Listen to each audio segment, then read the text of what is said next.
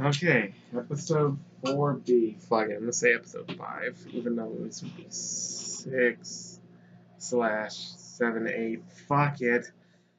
Episode 5. Repo Mantis. This one has a lot of stupidity in it. Let's start at the beginning. It opens up with Donnie and Mikey in the junkyard, the scrapyard, trying to salvage parts. And as we see in the background, as Donnie's looking through all this crap, he finds some parts, he finds some fuzzy dice, classic. As we see in the background, it's broad daylight. We see a magnet lifting up a car. This is broad daylight, and people are around working.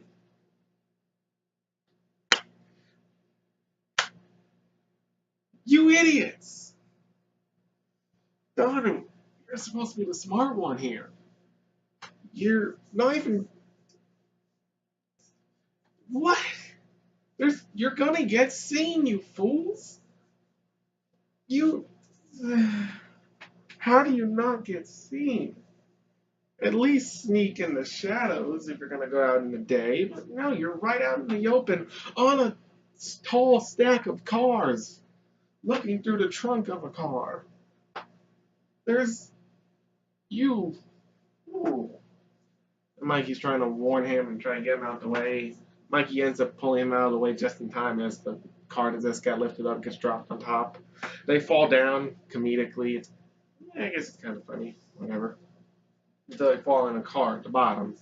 And Donnie's like, next time give me a heads up. And Mikey's like, okay, heads up. And they see another guy driving and they're towing along the moon buggy or whatever. I forget, was it Moon Rover or Moon Buggy? I think it was Moon Buggy. From Jupiter to Jim's last trip to the moon, parts 1 through 60. Yeah. Apparently, Jupiter Jim in this universe is a franchise like Godzilla or James Bond. The amount of movies that exist within it are unimaginable. But anyway, they want it, and so they want to buy it, so they sneak. Mikey's like, how are we gonna get it? We can't go around no humany people. Then the car they're hiding behind gets lifted up by a giant purple mantis. And he's like, what are you doing here? And Donnie's like, mutant. Wait, we're mutants too. It's okay. Again, Donnie, you're the smart one here. What the fuck? Whatever. So then Mikey's like, you gotta hide. There's a human around. And Mantis is like, calm down. I'm Repo Mantis. It's my lot. So I guess it was him lifting that car and him towing the moon buggy. So I guess there was no one around. But still, though, they didn't know that. They thought this was a normal human establishment. How would... Moving on. There's more stupidity ahead. Oh, boy, this episode. But anyway, they want it, so they try to buy it from him. They don't have enough. He says, go away. But then he's like, I need some muties to, be repo man. Wait a minute. Is mutie like the N word for mutants? Are only mutants allowed to call other mutants muties? And if a human calls one a mutie, they're racist? Unless they have a mutant friend? Sorry, I just wanted to say that. Moving on. Anyway. Mikey's like, we'll do it. And then Donnie's like, you gotta be tough. You're not tough. That hurts my feeling. Oh yeah, you're right. I'm not tough. I can try to be. I can do this. We can both be tough. So the guy, Mantis, Repo Mantis, whatever his real name was, we don't know. They don't say. Call him Repo. So Repo takes him out to the woods where this guy is who hadn't paid his bill on his RV in 2 years. It makes you think he's creepy, and then they bring up the spine-breaking bandit again. Okay, this is going to be a recurring thing. That wasn't just in the second episode only. Alright, I want to see the spine-breaking bandit in an episode in the future. I want to, but I don't know if they ever will. But anyway, they think it's him, because... Oh wait, there's some stupidity back there that I forgot to mention. If you're a mutant now, how are you running the thing with? Then he says that they're repoing him from another mutant. And I went, okay, that makes sense now. For a second, I thought it was a mutant. How would that work? Humans and mutants can't interact. But moving on. So back to the current part in the story. They're there, they see the RV, they're waiting for him to come out, and it's all scary and shit. It's a mislead, but we'll get to it. The guy comes out, he's got glowing red eyes and shit, he sneaks up behind them, they run around, all the puppies and dogs have glowing red eyes, it's all creepy. Till they get to where he pulls, thing and the lights go on, he's all nice. I think his name was Todd. Yeah, his name's Todd. Do you think he'd mutate into a dog? Oh, no, he mutated into a beaver. Or whatever. He has a lot of puppies. It turns out he's the nicest guy ever. He takes in all these puppies. Does he sell them? I don't know.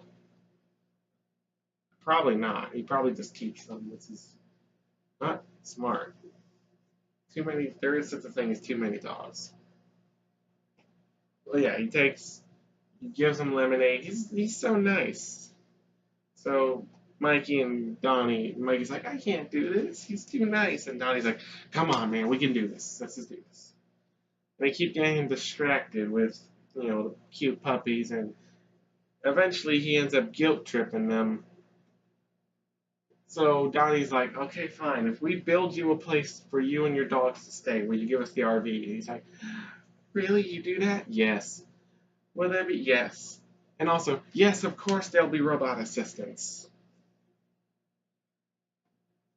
Here's the next bit of stupidity. Oh, I forgot to mention, Mikey was wearing one of those things that have a bunch of bottles on it, so he can breastfeed puppies. It's weird. There was also a poop joke where Matt Donnie steps in crap and they clean up all the poo.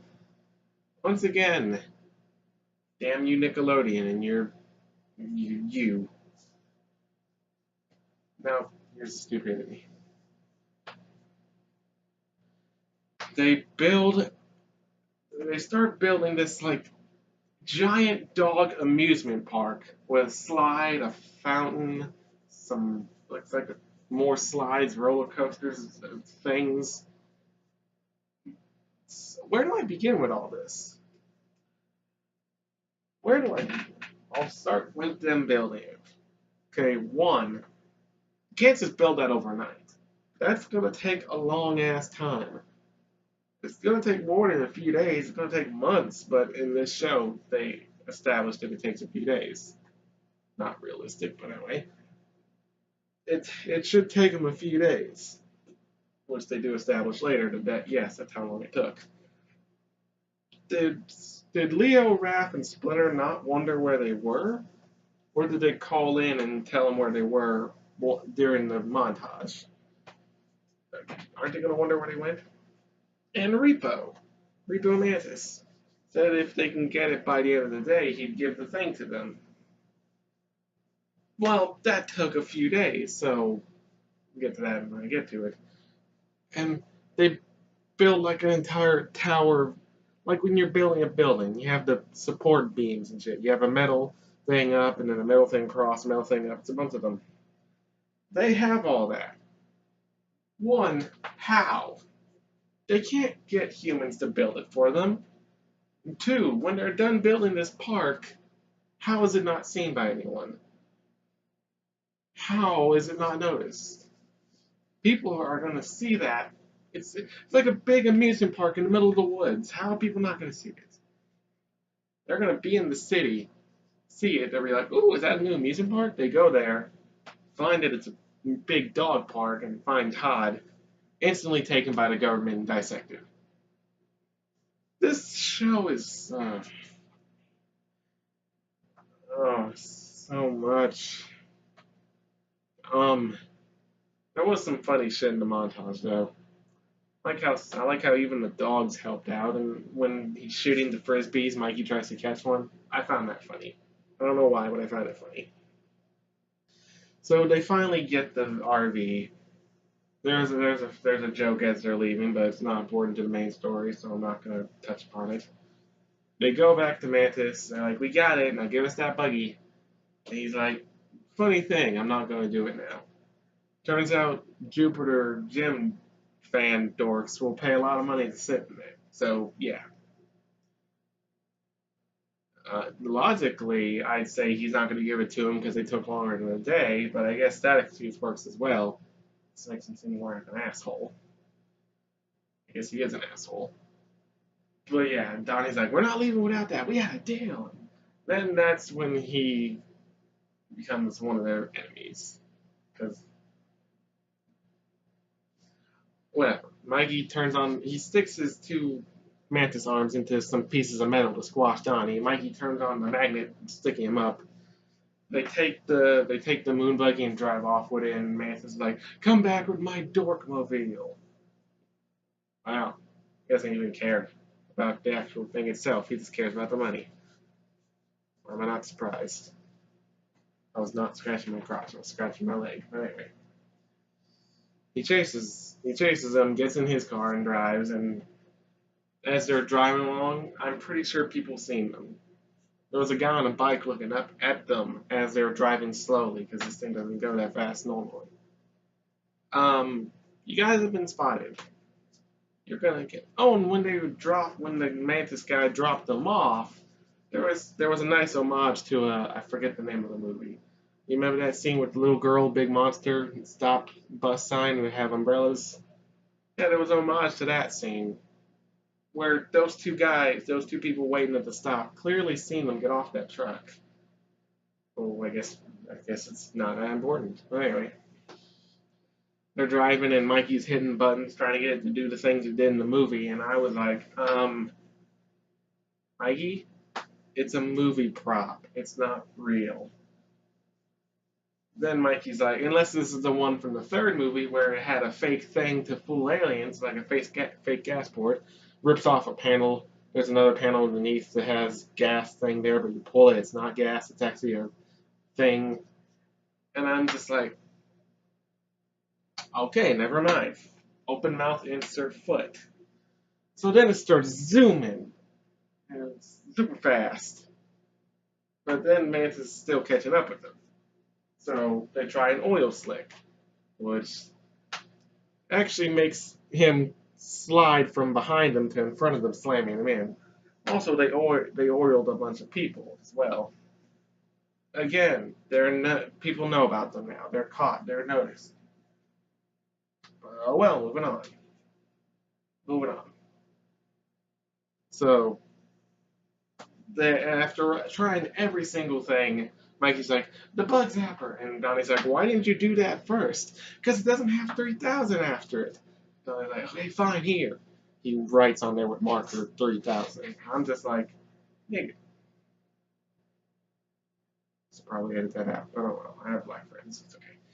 I'm just like, boy, you don't have to write 3,000 on there for his amusement. Just hit it. You don't have to hit the whatever. He hits it. The repo's like, "Ooh, what a nice shade of blue."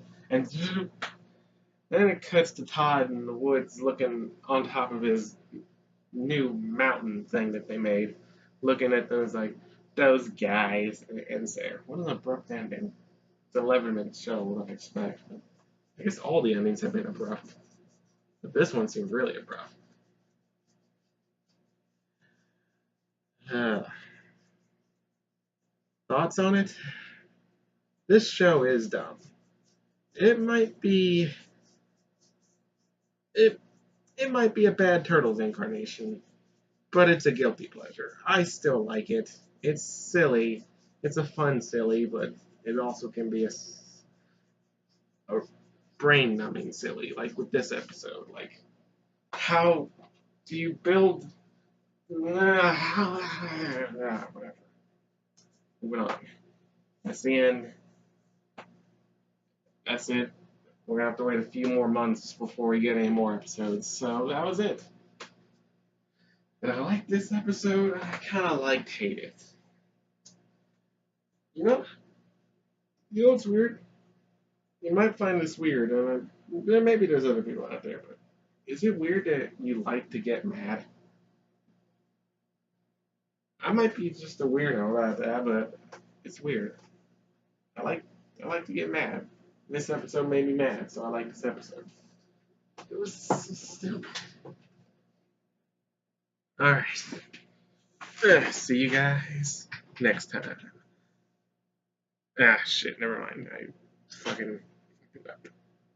Okay, I guess I'll edit 16 minutes. Oh, long and short, this episode was meh. Kind of slightly above meh, but not exactly wow, fantastic, good. But it wasn't dog do bad, even though there was a joke about dog do in the episode. The joke I skipped over earlier because I said it wasn't important. I'll never forget you guys. Come back soon. Come back anytime. You can milk the puppies. They have 8 nipples. Now he's like, no, okay, no. See y'all next time. Cowabunga. Booyakasha. Bada boom. Peace.